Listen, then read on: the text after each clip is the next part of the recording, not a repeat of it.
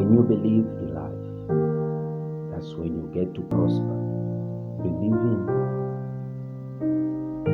means a lot to your life.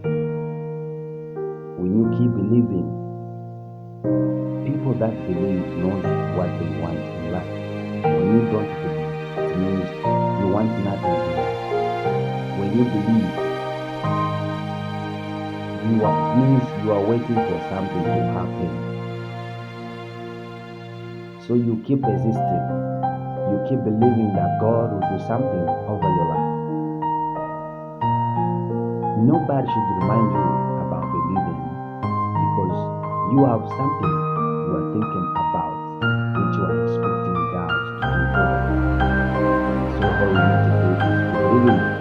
When you believe, you get to prosper. You get to know your